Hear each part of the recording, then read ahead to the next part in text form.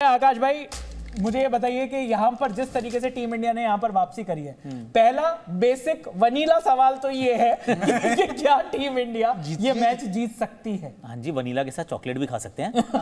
बिल्कुल बिल्कुल जीत सकती है। देखिए, अगर यही 290 होता या फिर 300 के करीब होता, मैं कहता कि ऑलमोस्ट 60% ये गेम अभी न्यूजीलैंड के पक्ष में है, 40% हमारे पक्ष में है। अब मैं कह रहा हूँ कि लगभग 55% हमारे पक्ष में है, 45% उनके पक्ष में है, और वो भी सिर्फ इसलिए कि पहले 10-12 ओवर, अगर पहले 10 से 15 ओवर के बीच में हम सिर्फ एक ही विकेट गंवाएं, आइडियली एक भी ना गंवाएं, अगर एक या एक से कम विकेट गंवाते हैं तो फिर ये मुकाबला हम जीत जाएंगे, क्योंकि इवेंचुअली ड्यू भी आएगी, फिर थोड़ी दिक्कत भी होगी। फिर left hand spin Rachin Ravindra थोड़े से वो थोड़े इरेटिक रहते हैं, वो इतने डिसिप्लिन नहीं है। सैंटनर डिसिप्लिन है, पर उतने रन्स बनाए नहीं जितने रन्स बनने चाहिए थे। ये रचिन रविंद्र के साथ क्या मतलब, उनको लगा ये हमारे इंडियन भाई हैं तो आज उनकी विकेट लेंगे ही नहीं।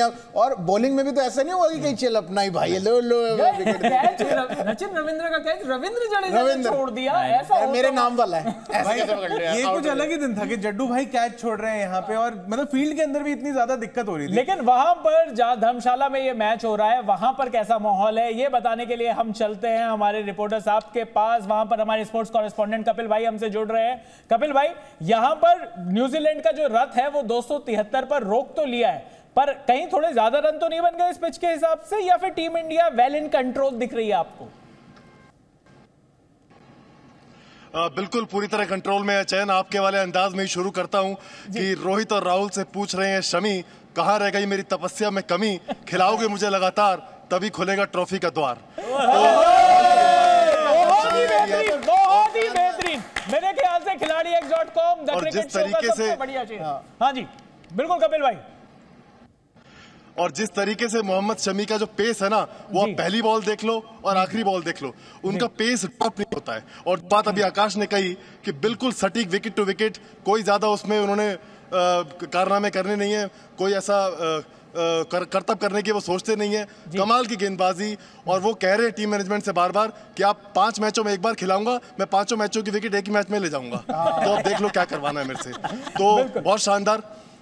एक वक्त ऐसा लग रहा था कि ये 300 के पार जाएगा, और जो मिडिल ओवर्स में हम रोक देते हैं वो आज हम नहीं रोक पा रहे हैं। लेकिन नहीं करी। आप देखिए 34 ओवर से 44 ओवर के बीच में 40 से 42 ऐसी बॉल थी जो बाउंड्री बॉल थी नहीं। बिल्कुल न्यूजीलैंड को हमने एक छक्का शायद आया था वहां पे, तो वो अच्छा पुल बैक था। और कुलदीप यादव बता रहे, कपिल भाई, क्या ठंड बहुत ज्यादा है क्या कि लोग कैच करने में असमर्थ दिखाई दे रहे हैं? यहाँ टीम इंडिया की फील्डिंग को क्या हो गया? क्या ठंड की वजह से ऐसा हो रहा है क्या? नहीं, ठंड इतनी ज्यादा नहीं निकाला है खिलाड़ियों ने, लेकिन ठंड ऐसा नहीं है। मेरे को तो सवाल ड्रेसिंग रूम में मिलता है फील्डिंग वाला, वो किसको मिलेगा? बहुत सारे कंटेंडर हो गए हैं।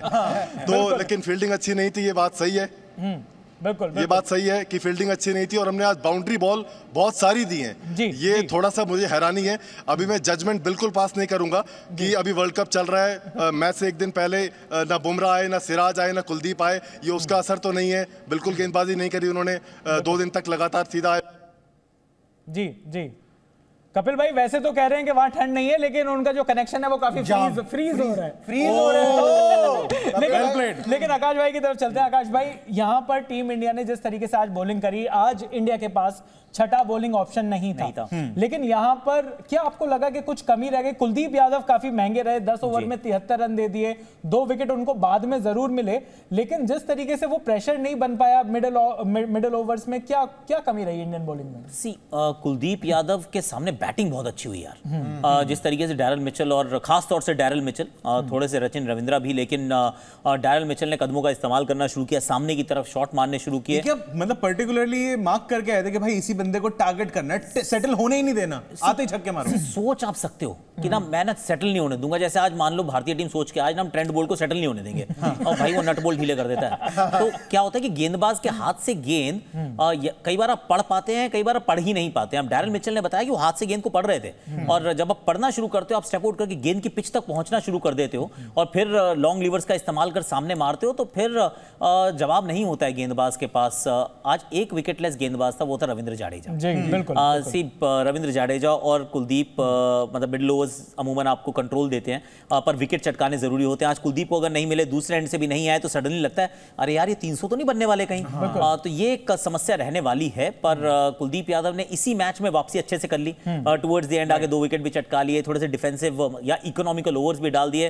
वन ऑफ दोज डेज जहां पर कोई ऐसा बल्लेबाज आया जो कुलदीप यादव की फिरकी को एब्सोल्युटली समझ भी पाया और उसको अच्छी तरह से जड़ भी पाया। बिल्कुल, लेकिन टीम इंडिया के फील्डर्स ने बहुत ही खराब फील्डिंग करी, ऐसी फील्डिंग करी कि हमें पाकिस्तान की फील्डिंग की याद आ गई।